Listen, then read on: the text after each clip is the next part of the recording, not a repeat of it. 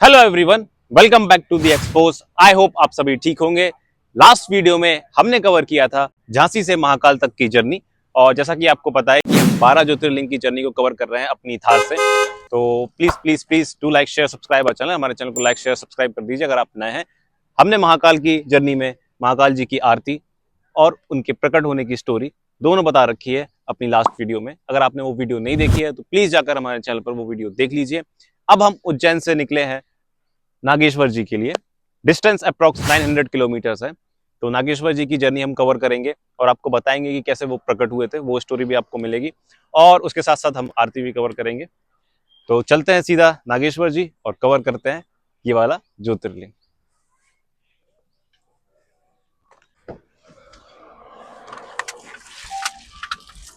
Guys, हम car के अंदर आ चुके हैं और अब चलेंगे सीधा द्वारका, गुजरात, और वहां कवर करेंगे नागेश्वर जी की ज्योतिर्लिंग और वहाँ की आरती। नागेश्वर जी की जो प्रकट होने की स्टोरी है वो अब आपको आपकी स्क्रीन पर दिख जाएगी।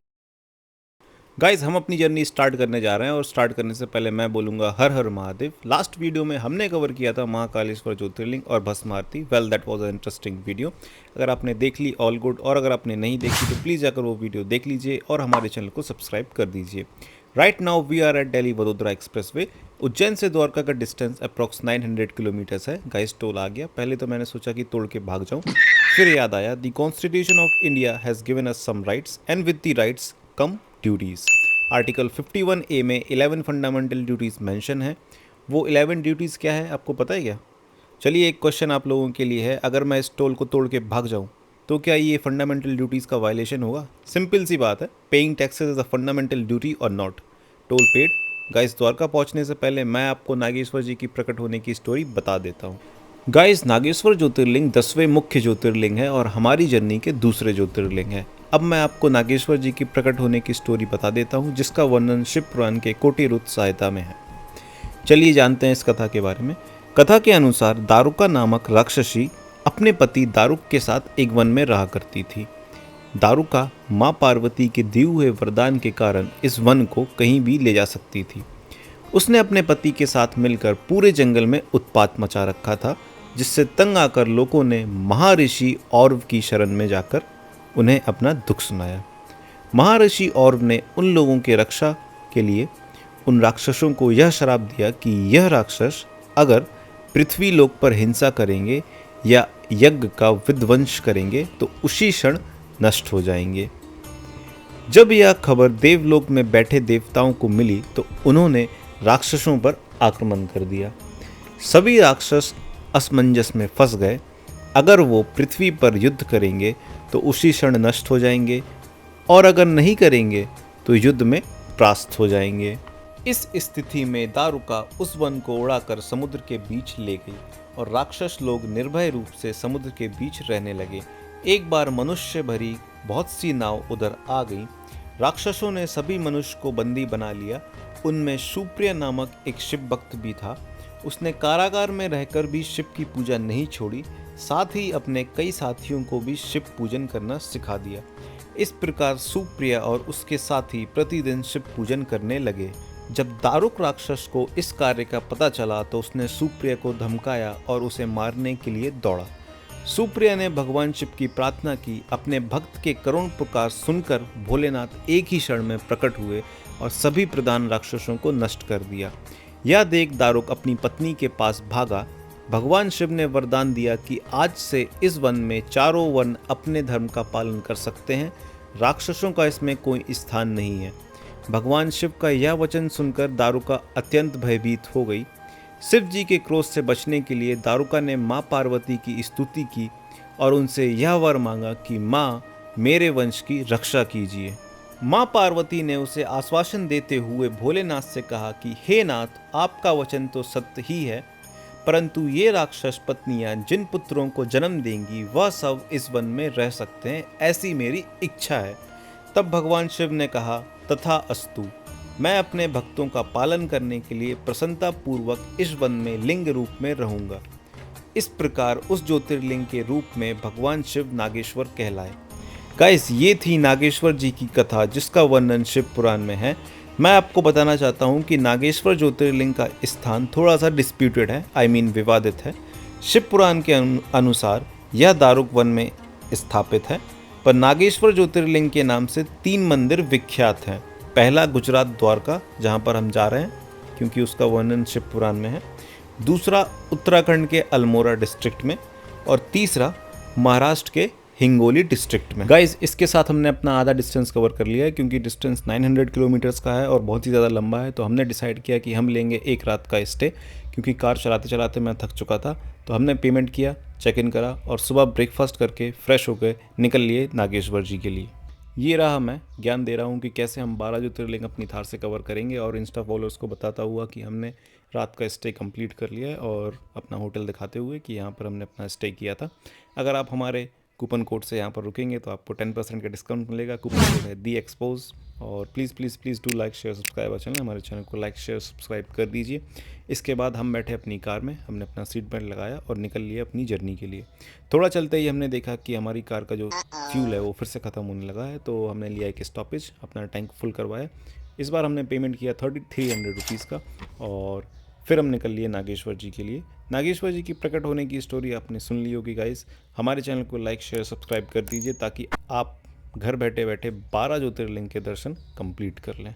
टैंक फुल करवाने के बाद हमने फिर से सीट बेल्ट लगाया और निकल गए अपने जर्नी के लिए। नागेश्वर जी पहुंचने से पहले हमें दिखा इंडिया का नहीं, वर्ल्ड का largest manufacturing complex Reliance Industries, kudos to you. फिर हम आ गए लिटिल कच्छ, देखने में काफ़ी ब्यूटीफुल था। यहाँ पर बनता है सॉल्ट। मैंने सोचा थोड़ा सा चुरा लूँ, फिर मुझे याद आया कि मैं तो यूट्यूबर बन चुका हूँ, तो मैंने मूड चेंज कर दिया। अब हमारी डेस्टिनेशन आने वाली थी और मैं आप लोगों को कच्छ के बारे में कुछ बता देता हूँ। रन ऑफ कच्छ फेमस है वाइट सॉल्टी डेजर्ट सैंड के लिए, और वर्ल्ड का लार्जेस्ट सॉल्ट डेजर्ट है ये। और गाइस, फाइनली 900 किलोमीटर्स कार चलाने के बाद और एक रात का स्टे लेने के बाद हम पहुंच गए नागेश्वर ज्योतिर्लिंग।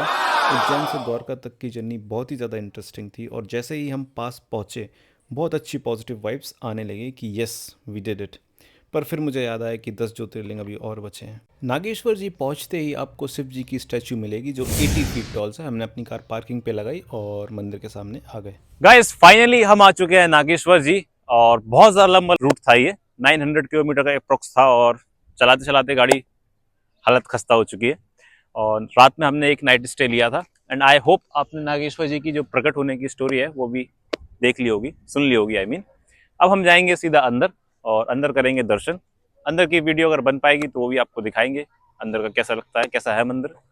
चलिए सीधे चलते हैं अंदर और आपको दिखाते हैं अंदर के दर्शन। गाइस, ये है नागेश्वर ज्योतिर्लिंग का मेन एंट्रेंस। तो अब हम चलेंगे सीधा अंदर और नागेश्वर जी के दर्शन कवर करेंगे। नागेश्वर ज्योतिर्लिंग किस तरह से प्रकट हुआ था ये मैं आपको ऑलरेडी बता चुका हूँ। गुजरात द्वारका में यह ज्योतिर्लिंग स्थित है। अब हम मंदिर के अंदर जा रहे हैं और आपको दिखाते हैं कि कैसे मंदिर बना हुआ है और नागेश्वर जी के दर्शन कैसे होते हैं। तो चलिए, ये मैं चल रहा हूँ और मेरे पीछे मेरी टीम चल रही है। ये जो ग्रिल आप देख रहे हैं जहाँ पर हम एंट्रेंस ले रहे हैं, ये ग्रिल पूरे आपको प्रसाद काउंटर तक मिलेगी। तो सिंगल सिंगल करके लोग जाते हैं अगर ज़्यादा भीड़ हो जाती है। महाशिवरात्रि पे ज़्यादा भीड़ होती है और वैसे तो नहीं होती है। तो ये लगी हुई है एलईडी, आप नागेश्वर जी को देख सकते हैं इसमें। और ये पूरी जो ग्रिल है ये आपको काउंटर तक मिलेगी। तो हम चाह रहे थे क्योंकि अब प्रसाद भी लेना है हमें, तो हम पहुंच गए प्रसाद काउंटर पे। ये रहे, हम प्रसाद ले रहे हैं अपना। प्रसाद लेने के बाद हम पहुंच गए मंदिर के मेन सेंटर पर। ये रहा, इसके जस्ट पीछे आपको मिलेगा एक काउंटर जहां से आप पूजा का अपना टोकन ले सकते हैं। और रुद्राभिषेक अगर आपको कराना है तो वो भी आप ये लिस्ट देख सकते हैं, पूरी लिस्ट आप देख लीजिए, और जो भी आपको कराना है आप उसका टोकन यहाँ से ले सकते हैं। हमने लिया था नंबर 1 वाला टोकन, दैट इज़ संकल्प पूजा का टोकन, 5 मिनट वाला। तो टोकन लेने के बाद आपको यहाँ से एंट्री करनी पड़ती है। ये जो फ्रंट से जो लोग जा रहे हैं ये है नॉर्मल एंट्री, और अंदर जाने के लिए आपको टोकन लेना पड़ता है जो हमने लिया है, और उसके बाद आपको स्लिप यहाँ पर देनी पड़ती है। तो आपकी एंट्री हो जाएगी और आपके दर्शन अंदर से हो जाएंगे अच्छे से। अंदर जाने के बाद आपको वहाँ पर बता दिया जाएगा कि आपको कहाँ पर बैठना है आपके नंबर वाइज से, और आपको अच्छे से गाइड किया जाएगा कि कैसे आपको क्या करना है और मतलब कैसे प्रसाद चढ़ाना है। प्रसाद में आपको नाग नागिन का एक जोड़ा भी मिलता है, तो वो भी आपको चढ़ाना रहता है। पर डोंट वरी, मतलब जैसा जैसा आपको करना है उसके लिए वो बैठे रहते हैं। तो तो वो आपको बताएंगे कि आपको क्या क्या करना है। जैसे आपको जल डालना है तो वो जल डालने को बताएंगे, आपको वो चुनरी चढ़ानी है तो चुनरी चढ़ाने को बोलेंगे। मतलब वो आपको अच्छे से गाइड करते हैं और अच्छे से सब कुछ बताते हैं, उनकी हिस्ट्री भी। तो ये है VIP दर्शन। आप जब वो बोलेंगे जल चढ़ाना है तब आप जल चढ़ाइए, तो पूरा वो अच्छे से गाइड करते हैं। आपको बस उनके ऑर्डर्स को फॉलो करना है, वो जो भी बोल रहे हैं वैसा आप करिए। तो इस तरीके से हमने नागेश्वर जी के दर्शन किए। और आपको जैसा कि पता है कि हमने उज्जैन के महाकाल जी, उनके भी दर्शन कंप्लीट किए थे लास्ट वीडियो में, पर इतने अच्छे से वो दर्शन नहीं हो पाए थे। मतलब हम VVIP वाले प्रोटोकॉल से तो पहुंच गए थे, बट इतना पास, मतलब ज्योतिर्लिंग को टच नहीं करने देते हैं उज्जैन में। पर नागेश्वर जी में हमने अच्छे से दर्शन किए और अच्छे से अंदर तक बिल्कुल ज्योतिर्लिंग को टच करके दर्शन किए। तो मुझे लगता है कि ये जो हमारा दर्शन हुआ है ये सबसे अच्छा दर्शन हुआ है। बाकी आने वाली वीडियोस में पता चलेगा कि मतलब कौन कौन से ऐसे ज्योतिर्लिंग हैं जिनको हम टच कर सकते हैं पास से, और कौन कौन से ऐसे नहीं है जिसको हम नहीं कर सकते। तो उज्जैन के महाकाल को तो हम टच नहीं कर पाए थे, नागेश्वर जी को हमने टच कर लिया है। और इसके साथ गाइस हमारे नागेश्वर जी के दर्शन कंप्लीट होते हैं। हम मंदिर के बाहर जा रहे हैं, एग्जिट ले रहे हैं हम, जैसे कि देख सकते हैं आप, और मंदिर का व्यू देख सकते हैं आप। काफ़ी ब्यूटीफुल है, काफ़ी अच्छा है, काफ़ी अच्छी तरीके से बना रखा है नागेश्वर जी ज्योतिर्लिंग के मंदिर को। तो इसके साथ साथ अब टाइम आ चुका है वीडियो को कंक्लूड करने का, तो चलिए चलते हैं बाहर और वीडियो को करते हैं कंक्लूड। चलिए गाइस, हमने नागेश्वर जी के दर्शन कर लिए हैं और ये भी जर्नी हमने कंप्लीट कर ली है। अब हम नागेश्वर जी से जाएंगे सोमनाथ जी, और सोमनाथ जी की भी जर्नी कवर करेंगे। अगर आपको ये वीडियो अच्छी लगी तो please do like share subscribe our channel. हमारे चैनल को लाइक शेयर सब्सक्राइब कर दीजिए, और आने वाली वीडियोस में हम और भी जर्नी कवर करने वाले हैं। मिलते हैं आपसे नेक्स्ट वीडियो में। Thank you. जय हिंद, जय भारत। पालनहार परमेश्वर विश्व रूप महादेव।